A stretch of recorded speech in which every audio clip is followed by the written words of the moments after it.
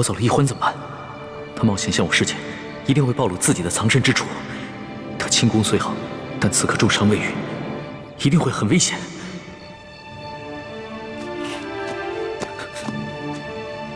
可是我回去也救不了易欢，反而会把自己也搭进去。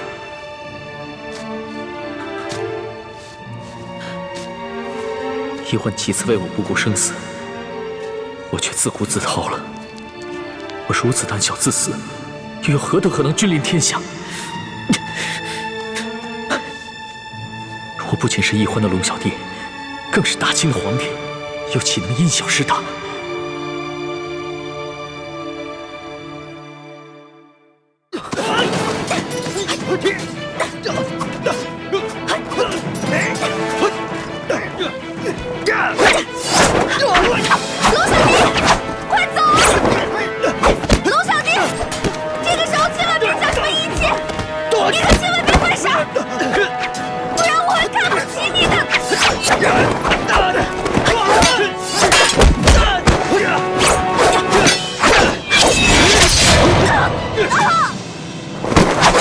死丫头，轻功那么好，武功却平平。现在我刺伤了你的脚，看你怎么跑！带走。是。起来。龙小弟，你快逃！千万别管我！快逃啊！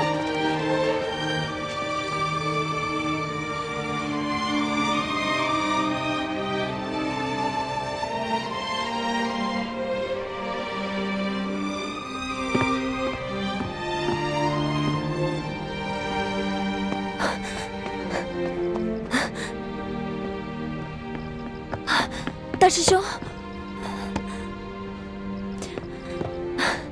小师妹和康熙呢？看来他们已经离开了。只有一张床。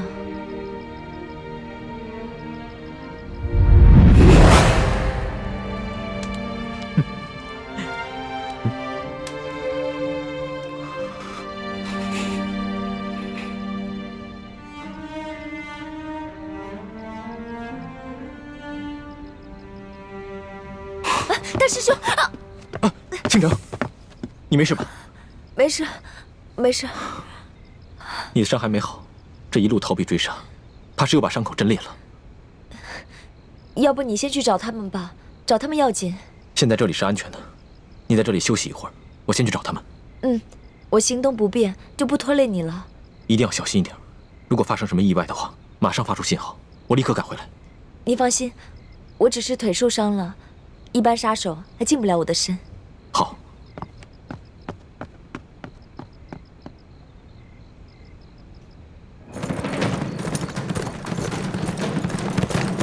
唱。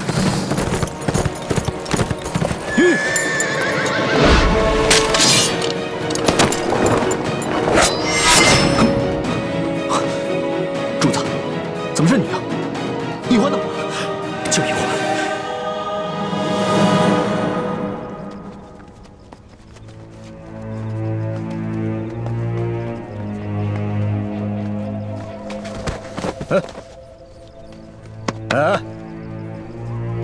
起来！刚才跑得跟飞似的，这会儿装死。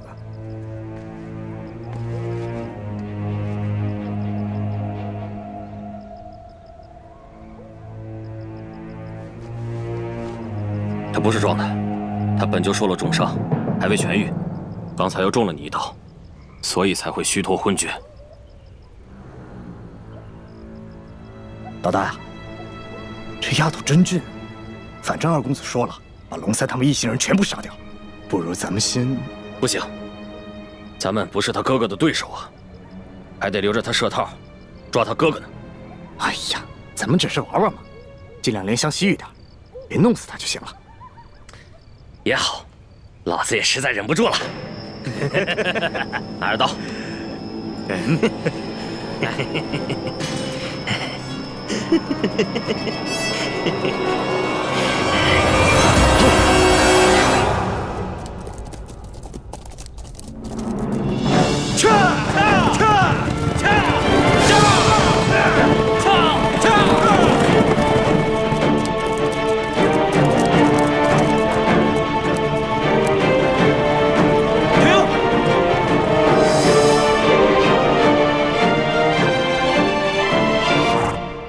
怎么了，苏大人？快准备接驾！接驾？皇上在哪儿啊？那个穿补丁衣服的就是皇上。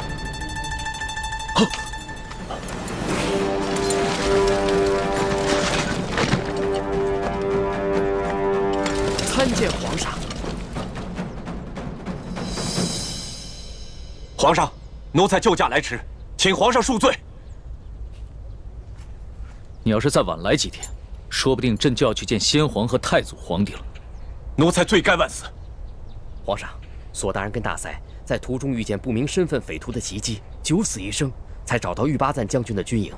刚一到营门口，就因失血过多晕了过去，好不容易才死里逃生。他宣读了皇上的密旨之后，没顾伤好，就跟玉巴赞将军赶去山西太原，在途中遇见了奴才，得知了皇上已经启程返京，所以才一路追了下来。朕已经知道了，都起来吧。谢皇上。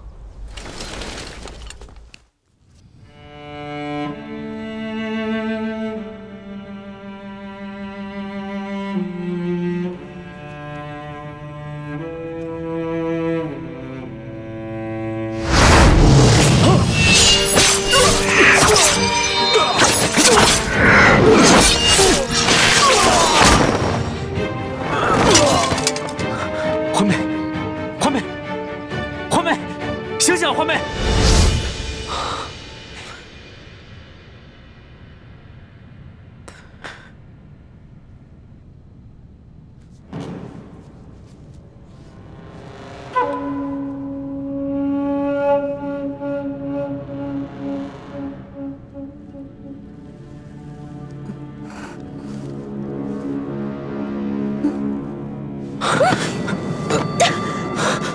你干什么？你干什么？我滚！小师妹，我走。小师妹，我也是一时冲昏了头，情不自禁。情不自禁？你还有没有一点廉耻心？你明明知道我跟大师兄定了亲，我是未来大明的太子妃啊！你还知道你跟大师兄定了亲，是未来的大明太子妃？那你还跟康熙？你可以和大秦的狗皇帝亲热，我亲你一下，就变成了不知廉耻是吧？你怎么能说出如此的话？你走！我不想再看见你了。小师妹，我错了，我错了。那要不我现在带你去找大师兄啊？你是不是一直知道大师兄在哪儿等我们？你为什么不带我过去？你把我抱进山洞，到底想干什么？走！滚！我数3个数，如果你再不走的话，你再不走我就咬死自己。好，我走。3，我走。滚！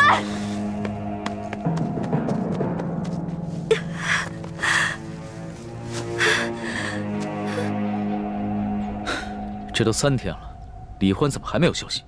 都没有。那些黑衣人不像是刘德昭的手下，而像是吴三桂花重金聘请的江湖流寇，身份不明，很难追查。眼下还没有证据证明那些黑衣人是受吴三桂所指使。吴三桂只知道龙三是普通钦差，而不是朕。如果他知道的话，只怕易欢会更加危险。所以，你们一定要守口如瓶。皇上，请您放心，奴才已经吩咐下去，任何人不得泄露消息。其二，为了避免打草惊蛇、危及圣安，奴才及手下将士未惊动地方官府，而只是秘密行军。你做得很好。皇上，那这刘德昭该如何处置啊？刘德昭乃胆大包天之徒，岂会束手待毙？若能逼得他叛乱，岂不是好？皇上，刘德昭居然敢下令通缉皇上，害得皇上九死一生，更害得臣妹生死未卜。臣恳求皇上立刻下旨，将其处以极刑，灭其九族。这个刘德昭纵然将他挫骨扬灰，也难消朕的心头之恨。臣愿意传旨问罪，捉拿刘德昭，为皇上分忧，为臣妹报仇。这刘德昭，毕竟在山西经营多年，若这么明旨问罪的话，让他知道了朕便是龙三，龙三便是朕，只怕他会狗急跳墙，联合众多的涉案地方官员起兵叛乱。纵然起兵叛乱，也成不了气候。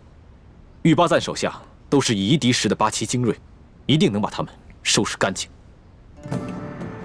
皇上，奴才愿立下军令状，替刘德昭的人头来见。不必了。犯下滔天大罪的只是刘德昭等贪官，他手底下的官兵也是我大清的子民，又何必激起兵变，徒生内耗？皇上，那您的意思是？刘德昭此时啊，一定知道龙三被玉八赞给接走了，他一定会心虚。如果朕所料不差，他弹劾龙三的折子已经在快马送往京城的路上。待朕回京之后，朕派一个老成持重的官员去接近刘德昭，就说他和龙三互相弹劾的折子，朕都已经看到，朕不能偏听偏信，要宣他进京，和龙三当面对质。哎呦，哈哈哈！皇上，您这可太英明了。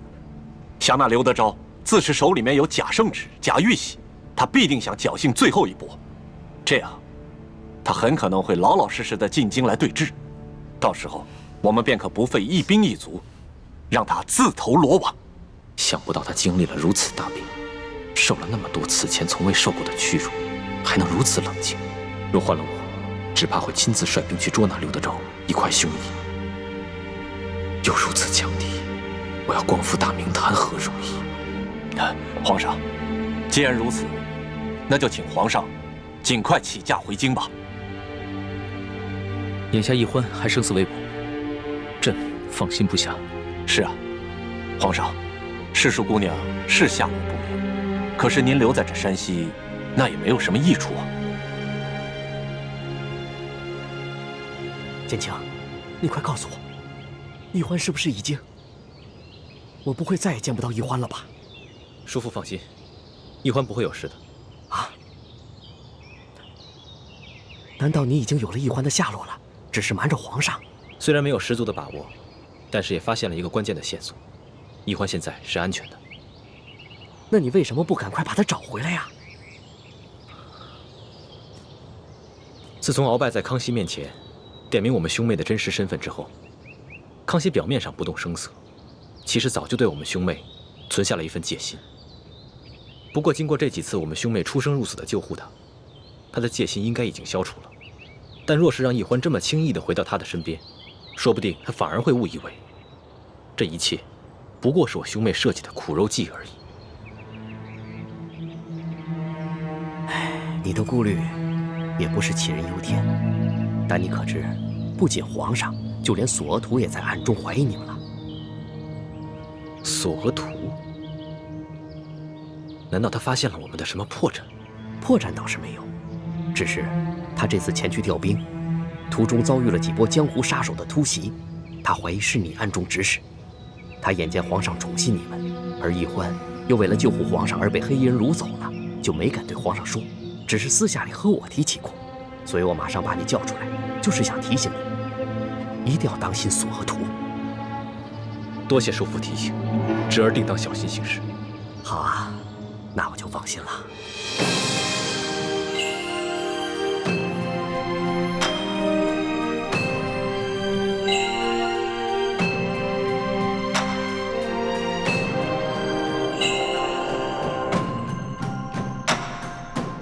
皇祖母，可是有皇上消息了？索额图派人送来了密奏，他跟玉八赞已经顺利的接驾，皇上平安无事。阿弥陀佛，妾身这悬着的一颗心，也总算是放下来了。不过皇上目前不想回京。为何？皇上在索额图搬取援兵之时，接连遭遇了官兵和几路神秘杀手的追杀，幸亏李氏兄妹舍身相救，才脱离了险境。李焕为了引开杀手，下落不明，生死未卜。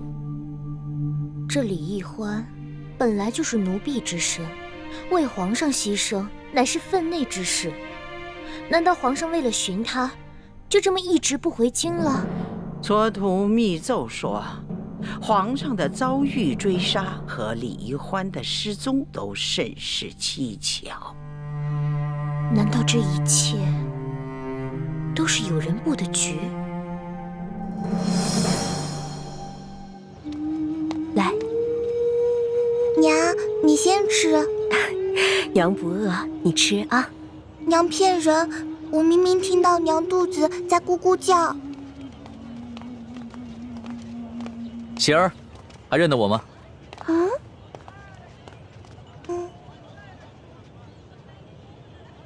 哦，大哥哥是你呀！喜儿，在吃什么呢？我娘煮的野菜糊糊，家里的米面都吃完了，只能吃野菜了。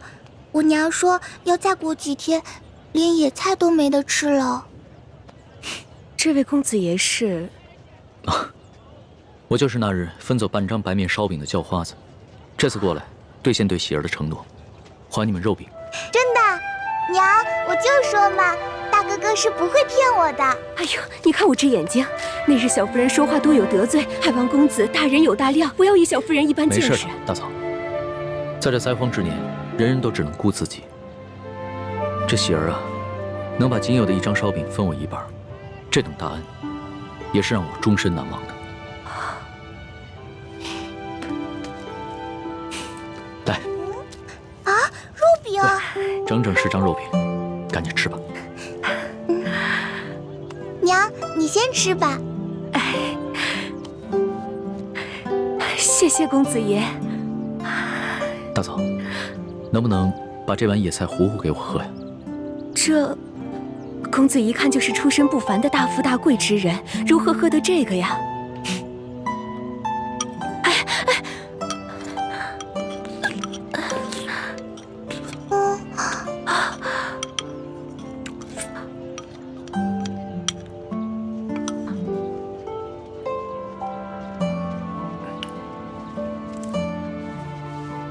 大嫂，这是周钱。这可如何使得？没事，收下吧，这是我欠你们的。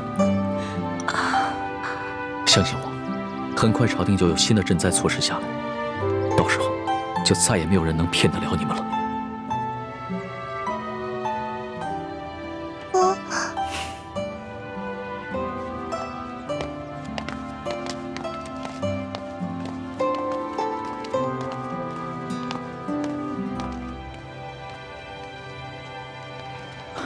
李太医，眼下易欢还没有消息，但是我已经决定明日回京，你不会怪我吧？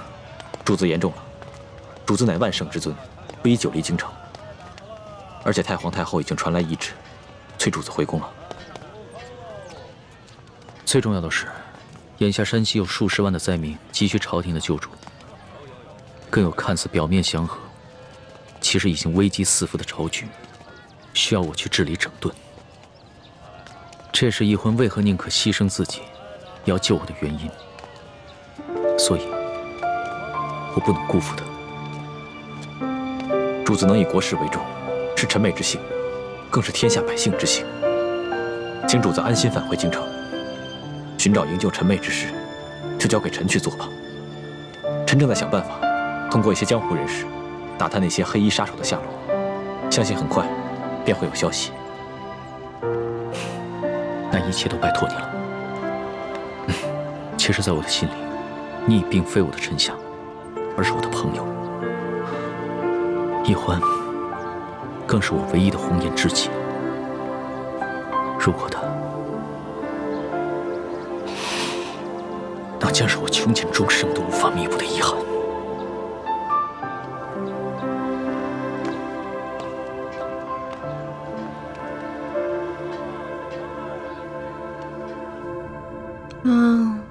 好饿呀！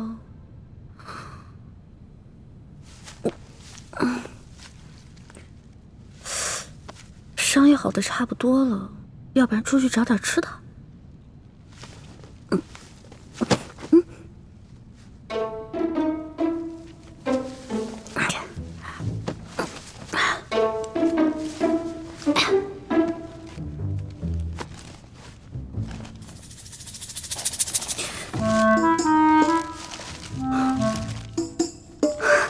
烧鸡，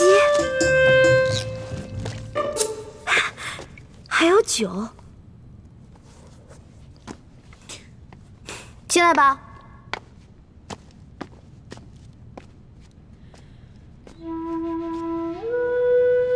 我不是说让你滚了吗？我滚了，我真的滚了。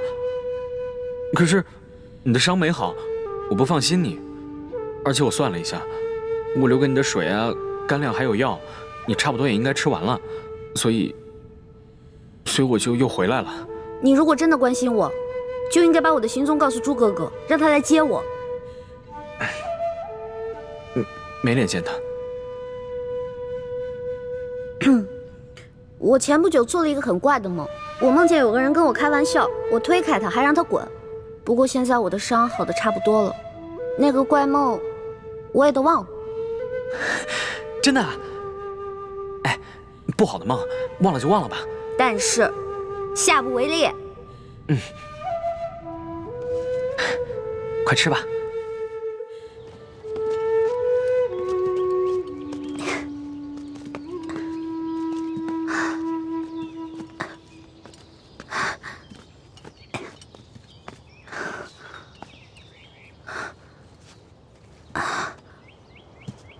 康熙和大师兄他们就在前面5里外的林子里扎营，我不能继续再往前走了，会惊动林中暗哨。叶哥哥，你赶紧去找倩影姐姐会合吧。这几天她一直在吴应奇那边帮你撒谎，一定很辛苦。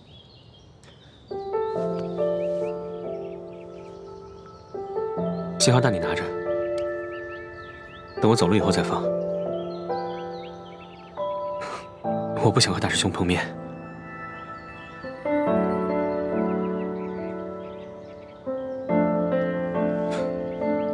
好好照顾自己啊。保重啊，叶哥哥。你也是，京城再见，保重。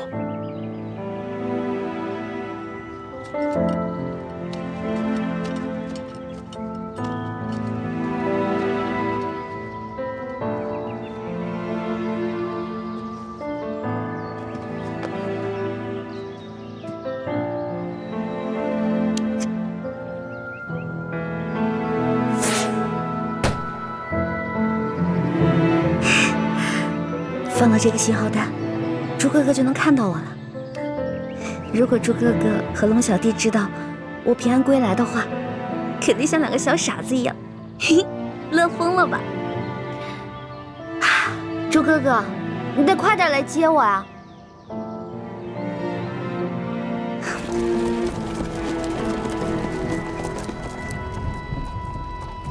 文心，你的伤怎么样了？已经没有大碍了，多谢皇上关心。以前在宫里啊，朕只觉得你温婉博学，知书达理，没想到你还如此有胆有识，屡次不惜性命救朕。就只此一点，整个后宫无人能及你。那叶欢呢？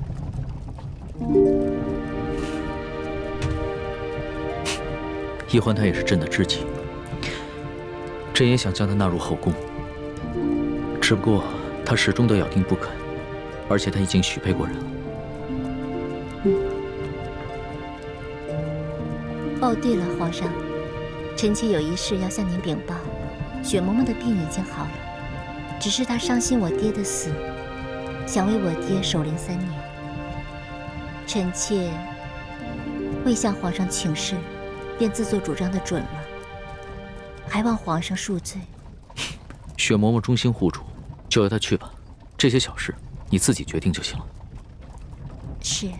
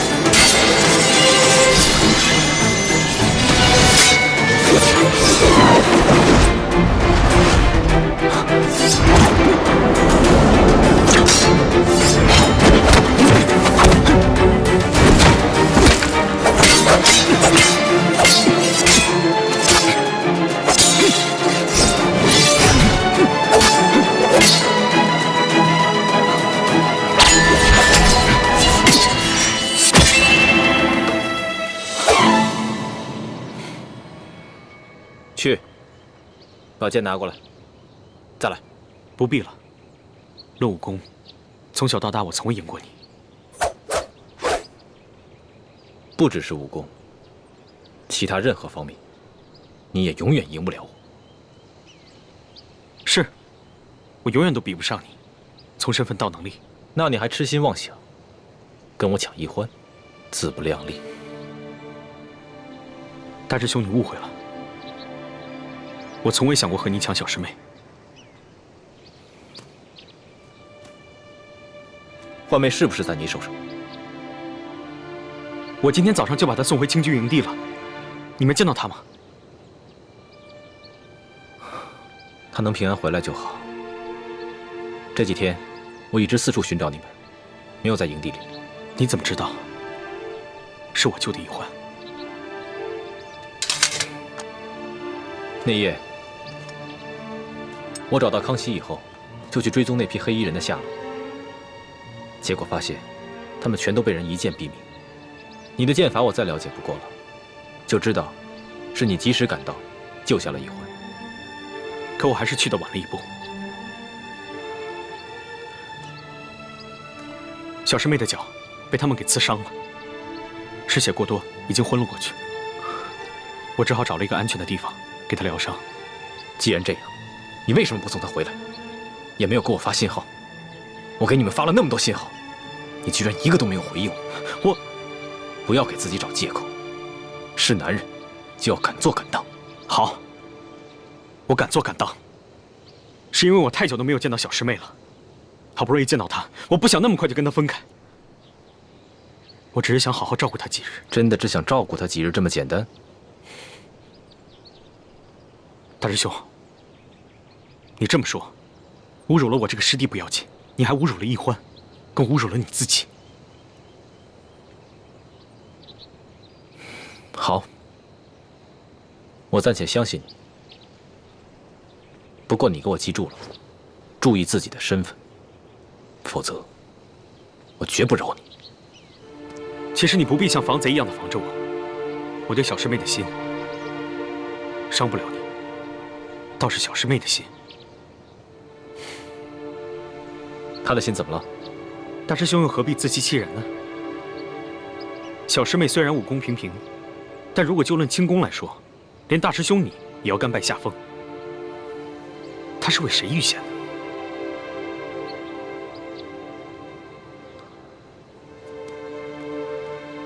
这没什么。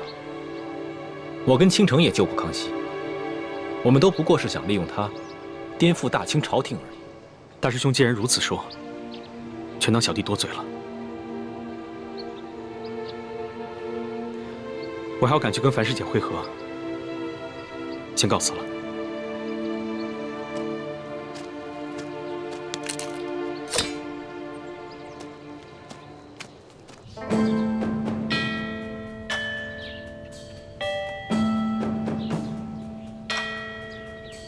皇上离宫月余了，若是没什么意外，也该回宫了。妾身心里也是这般想的，今儿一早很早就醒了，就盼着皇上能早点回宫。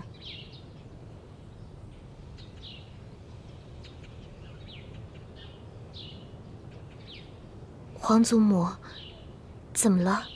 是皇祖母怎么了，还是你自己怎么了？你今天这个妆啊，化得太浓了，这服饰也太讲究了一点吧？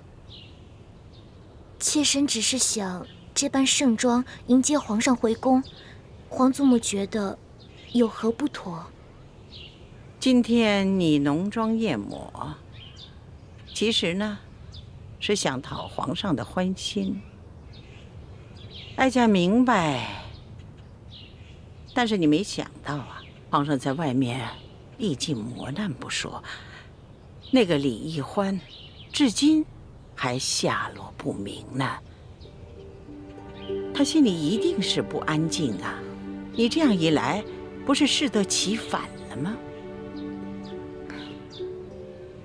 皇祖母提醒的是，妾身现在就回去换一身装束。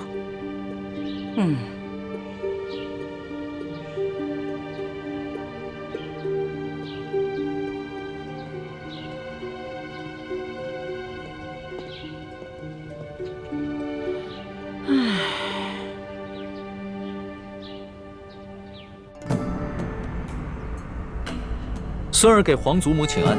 皇上啊，快请起呀！来，坐下，坐下。哎，都起来吧。孙儿啊，你这次为府私访收获一定很大呀！嗯，看这个精气神儿跟以往都不同了。皇祖母，此次出巡确实受益匪浅。大有出宫一趟，胜读10年书之感。那为何要愁眉不展呢？叶欢为了救孙儿，落入了一群黑衣蒙面人之手，至今生死未卜，下落不明。孙儿的心里很是担心。这一皇姑娘能够拯救皇上，这是她的本分呢，这是应该的，这是她的荣耀啊！哀家一定会派人把她寻找回来才是。皇上不必太难过。皇后，朕还是第一次见你穿这么素的淡妆呢。皇上微服查访赈灾，受尽磨难，妾身在宫中理应与皇上同心，与民同忧，自然要穿得素淡一些。皇后有心了。对了，朕还有一件事要与你商量。皇上言重了，无论任何事情，妾身都听凭皇上裁夺。哎，你是这后宫之主，这后宫中的事情，当然要征询一下你的意见。此次丽嫔随朕出巡，几次为了救朕，不惜牺牲自己的性命。她的爹爹舒剑也因公殉职，只留下这么一个孤女。所以，朕想升她为。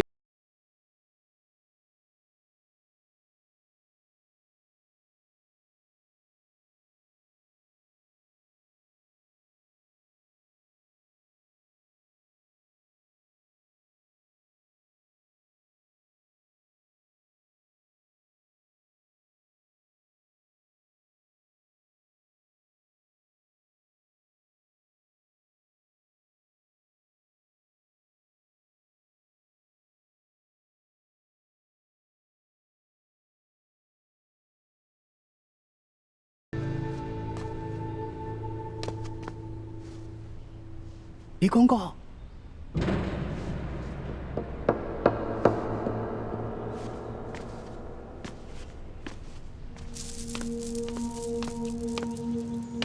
叽叽喳喳的，怎么这么没规矩？什么事？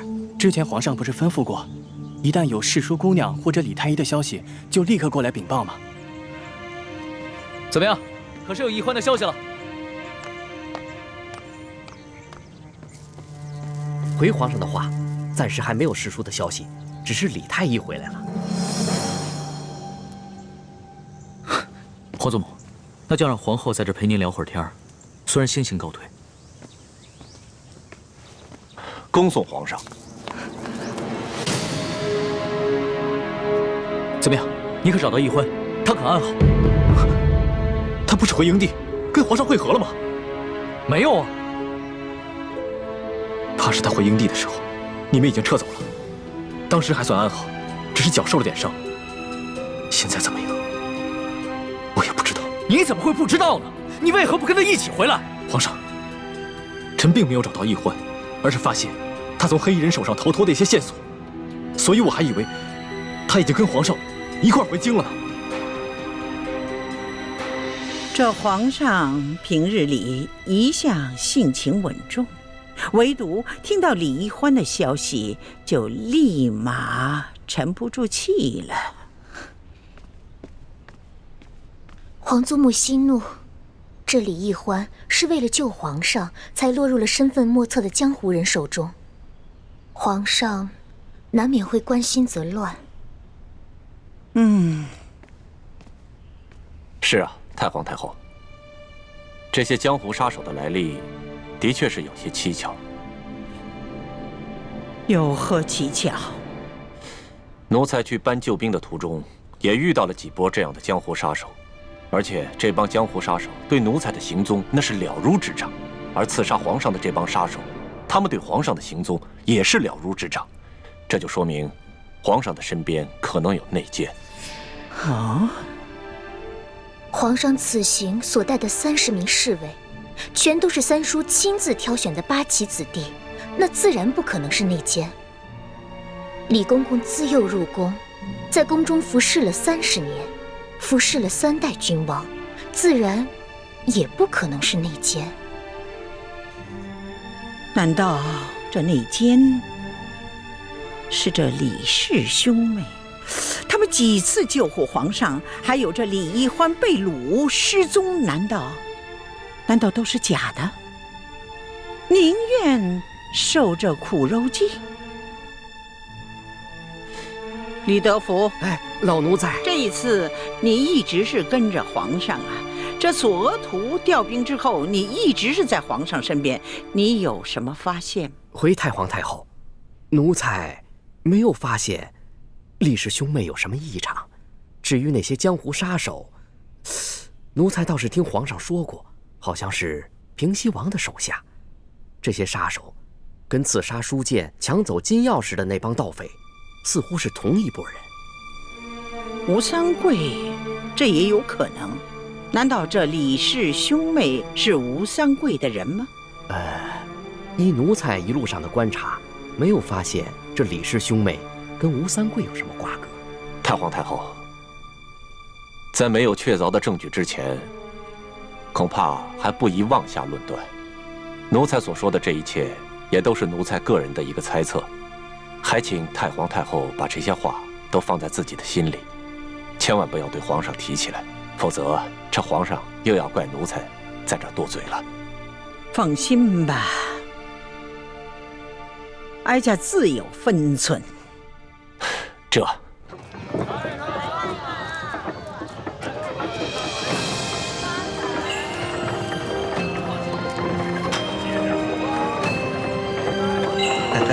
小兄弟到了。谢谢你啊，给钱。不客气啊，谢谢。不客气。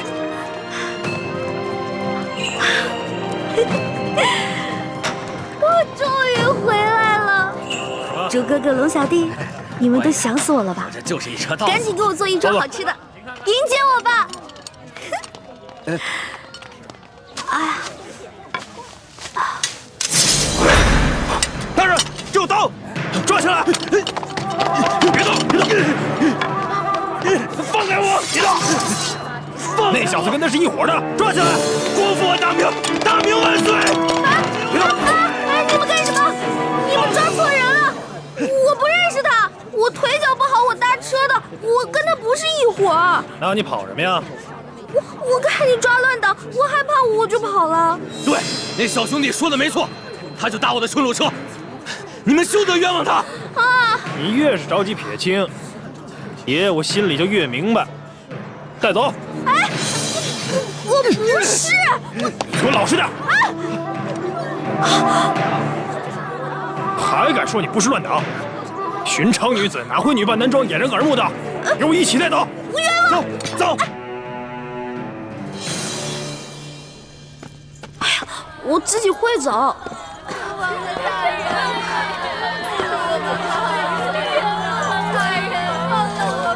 官爷，我是冤枉的，放我出去吧！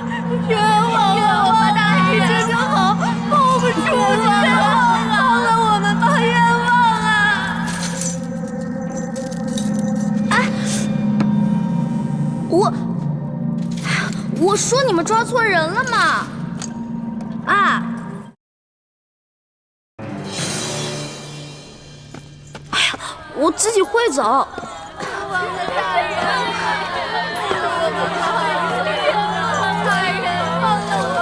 官爷，我是冤枉的，放我出去吧！冤枉吧，大人，这就好，放我们出去吧！饶了我们吧，冤枉啊！哎，我说你们抓错人了嘛！啊！你们真的抓错人了，我不是什么乱党。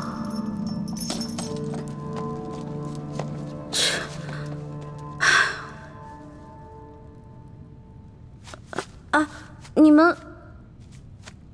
们都是乱党啊？我不是，我家是开馒头店的。有一天，官爷到我们店里抓走2个工人，说他们是反清复明的乱党，还说我是他们的同伙，任我百般辩解，他们就是不信。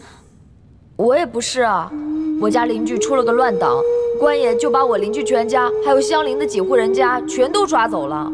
我就更冤枉了，我只不过是看附近菜市有一个老乞丐挺可怜，我就时常接济他，没想到那个老乞丐居然是乱党，官爷就说我资助乱党，不由分说的把我全家都给抓了。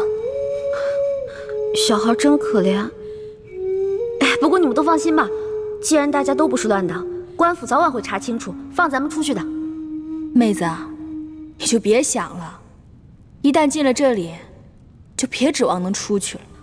这些年到处闹乱党，京城闹得特别厉害，这顺天府尹就喜欢抓乱党。听说只有活抓进来的，没听说有活着放出去的。那他们总不能滥杀无辜吧？还不是为了钱吗？听说他们每抓一个乱党，都会获得不少封赏，按人头点，抓的乱党越多，封赏就越重。咱们呢，可都是他们的摇钱树。那他们这样冒领封赏，欺君罔上的，难道不怕皇上砍他们头吗？皇上高高在上的，不出深宫，又怎会知道这里的猫腻啊？更何况，就算他有所知晓，只怕宁愿错杀100，也不肯放过1个。咱们贱民的命啊，在皇上眼里，也不过如蝼蚁一般。不是的，皇上不是这样的，皇上很体恤百姓的，他是个好皇帝。小妹妹，你怎么知道皇上不是这样的？难道你见过皇上？没有。我们家之前有个亲戚在皇宫当差，他跟我说的。皇上若真是圣明天子，这下面的官爷又怎敢如此乱来啊？你们等着。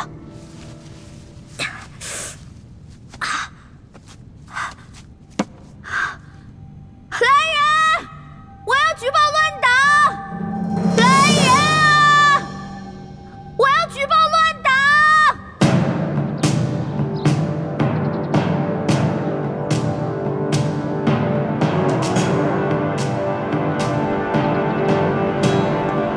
你说我们抓错了人，你不是乱党。是皇上身边的笔墨侍书李义欢。没错，大人，我是为了见大人，所以才骗狱卒说什么我要举报乱党，但根本没什么乱党，我也不是乱党，我是宫里的女官。臭丫头，你当本官是3岁小儿吗？这宫中哪来的笔墨侍书的女官职位？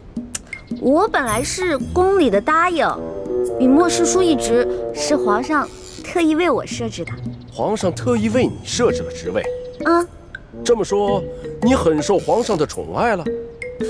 那为何皇上不直接封你做娘娘，而先封你做答应，再封你做女官呢？依大清的律例，这宫中的女官是不可能独自出京的。而你却为何会女扮男装，坐着乱党的牛车进京？那车夫，本官已经审问明白了，他此次进京的目的，就是为了纠结一帮同党，行刺朝中的要员。不是，误会了。我这1个多月前跟皇上去山西微服私访，结果这途中啊遇到了歹徒抢劫，我跟皇上就走散了。你们听听，难怪这臭丫头敢加入乱党，原来是一个无知无畏的疯丫头。皇上怎么可能去山西微服私访？这1个月来，皇上的确罢了朝，但皇上天天都在宫中与太皇太后潜心礼佛，为大清祈福，缓解旱灾。你这谎撒的也太匪夷所思了吧？不是，这皇上是怕自己泄露了行踪，才托辞说什么罢朝礼佛的。你要不信的话，你可以去问皇上呀。你以为本官和你一样疯了吗？敢拿这么可笑的话去问皇上？再说了，你以为皇上是想见就能见的？这1年之中，本官也不过是在上朝之时，远远的瞧上皇上一眼罢了。可我说的都是真的呀！够了，本官可没工夫听你在这慢慢的编故事讲笑话。快说，你究竟姓甚名谁，家住何处？为什么要加入乱党？在这京城之中，还有哪些人是你的同伙？我叫李易欢，但我真的不是乱党。要不然您去问问那个索额图索大人，他知道。索大人可是皇上跟前的第一红人，本官岂会为了你一个疯丫头去找索大人讨骂？那你去问问那个太医院的李建清李太医，他是我哥哥。你这故事越编越离奇了，感情满朝的要员和你都是非亲即故，越是如此信口雌黄、东拉西扯，本官就越相信你就是图谋不轨的乱党。来啊，把他押入刑房，本官要亲自审审他。大人，冤枉了，我真的不是。不招，招不招？不招，不招，招不招？不招是吧？不招是吧？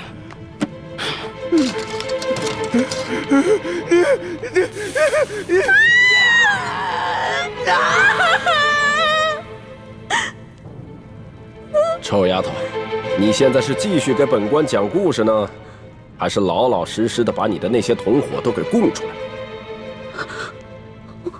我投降，我供。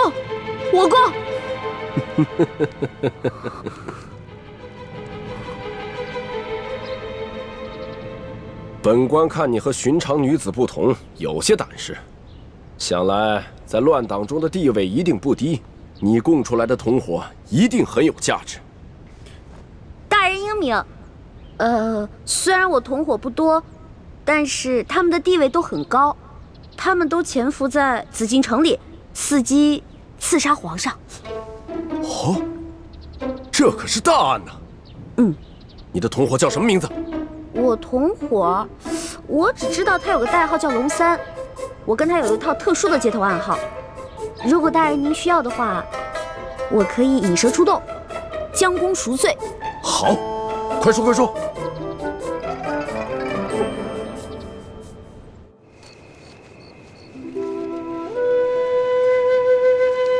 来，快点儿把这都点着，点着了以后都放上去。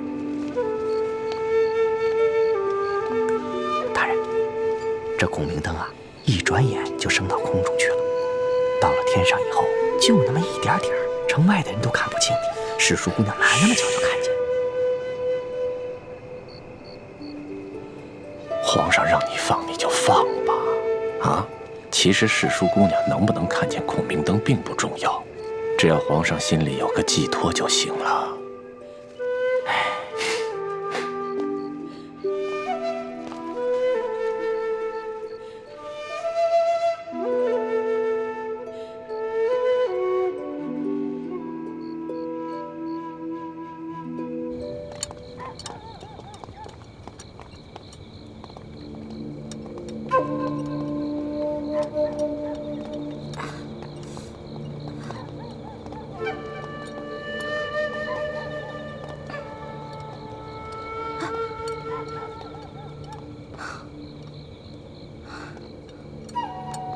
这放孔明灯，真的是你和龙三的接头信号？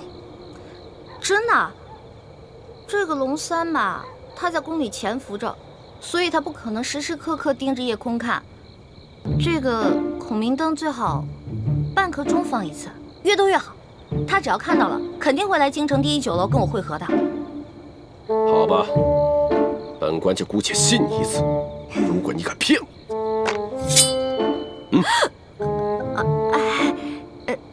大人，咱有话好好说，能别这样吗？我长得这么如花似玉的，我怎么敢骗你呢？我还不想让大人砍我脑袋呢，是吧？走。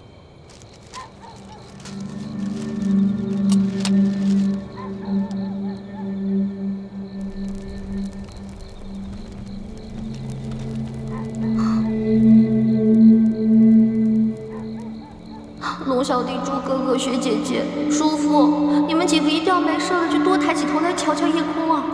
大慈大悲救苦救难的观世音菩萨，求你一定要保佑他们，至少有一个人能瞧见我这孔明灯啊！拜托了。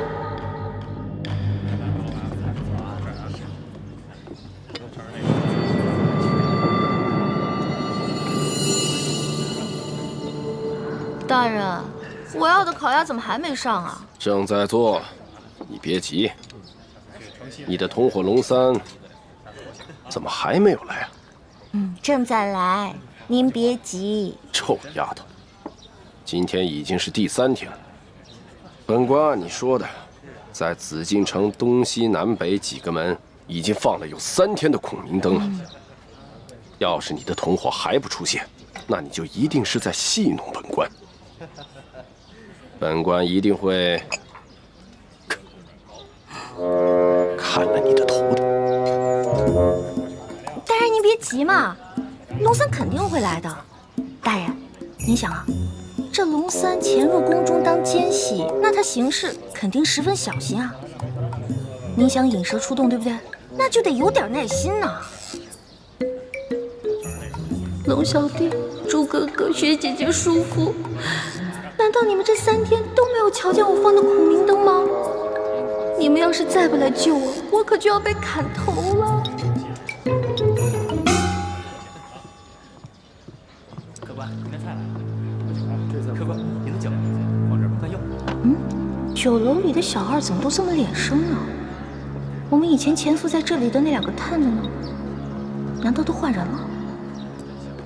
烤鸭来了。2位，您的烤鸭。2位慢用。糟了，这个也不是我们的人。那我们安插的那2个人呢？难道今天全都轮班休息？你要的烤鸭已经到了。管他呢，先好好解解馋再说。万一真没办法送出消息，被这顺天府尹砍了头，也不会是个饿死鬼。如果你将这只烤鸭吃完了，你的同伙还没来，那我就要将你这个小丫头给宰了，做一个烤全鸭吃。您放心吧，大人，他肯定会来的。您看，我吃这烤鸭是不是得配点酒啊？要不然您给我上一壶杏花春。你的名堂怎么这么多？不是名堂多呀。你想，你要是抓住了这个行刺皇上的反党，这得多大功啊！你赐我几口酒怎么了？没准我喝完酒，那个龙三就来了呢。就先让你继续摆谱。若是龙三不到，小二，再来一壶杏花春。好嘞。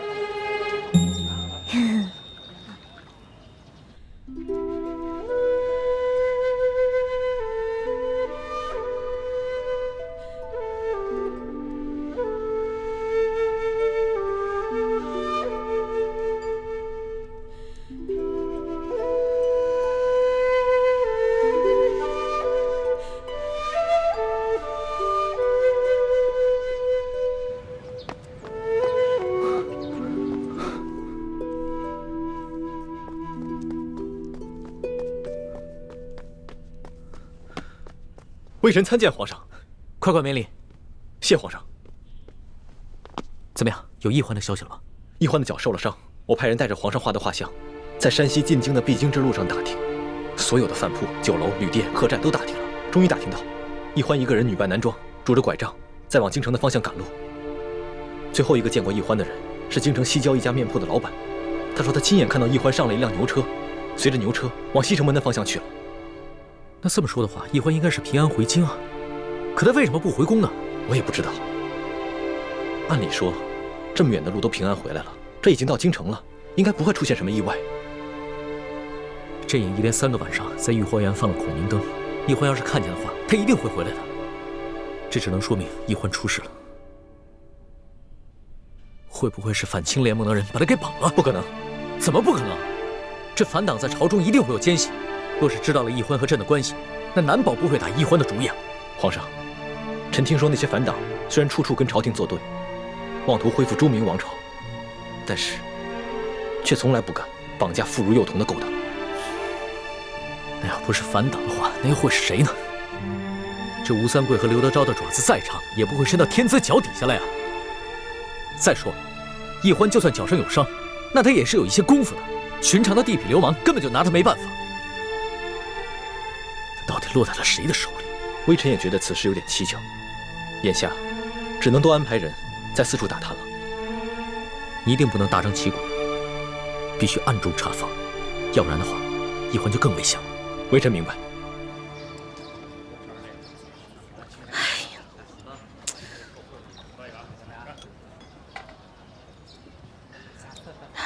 丫头，你一只鸭子都快吃完了，人呢？您别急啊，这不还有一个鸭头没吃完吗？您放心吧，在鸭头吃完之前，它肯定会来的。可是这只鸭子你吃了2个时辰都没吃完，这分明是在拖延时间。冤枉啊！我只是刚才吃的太饱太撑了嘛。大人，您放心吧，我这个同伙啊，他没准现在因为宫里有什么事绊住了呢，现在正想机会溜出来呢，对不对？反正您放心吧，他肯定会来，已经等了2个时辰了，那也不怕再等会儿吧，是吧？好，本官就最后再信你一次，要是到了天黑，龙三还不到，本官可就没有耐心了。会来的，会来的，一定会来的。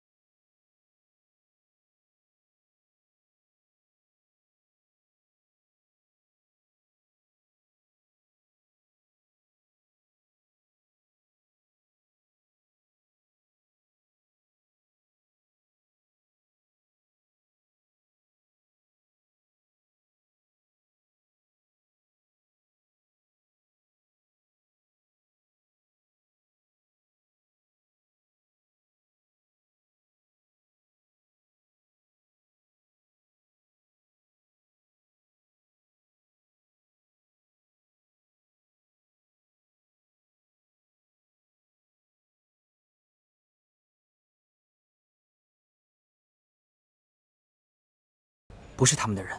你看，你看，原来你果然在戏弄本官。冤枉啊，大人！明明一开始我就说我不是乱党嘛，您说的呀，要打要杀的，所以我才胡乱招供的。可你一开始也没说实话，而且还敢冒充皇上身边的女官，那不是被吓糊涂了吗？我只好胡乱编瞎话了呗。现在好了，既然事情已经查清楚了，那是不是可以放小女子走啦？多谢大人。站住！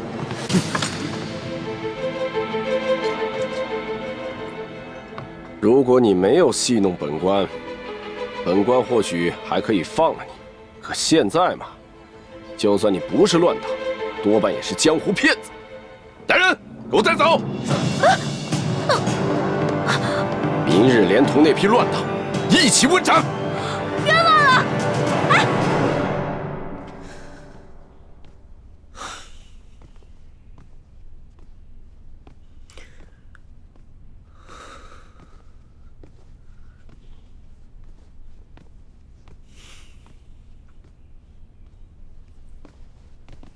皇上，您不必担心，世淑姑娘吉人自有天相，一定不会有事的。可是朕的眼皮跳个不停，心里也有些发慌。朕总觉得奕欢好像遇到了什么危险。皇上，您这是关心则乱了。皇上，微臣参见皇上。起来吧。怎么样，有消息了吗？京城中有好多人都拾到了孔明灯，上面写着龙三出会地点。臣马上带着奕欢的画像去第1酒楼打探，终于打听到了陈妹的消息。原来他被顺天府尹甘国泰误当反党给抓了，现在已经押往刑场要问斩了。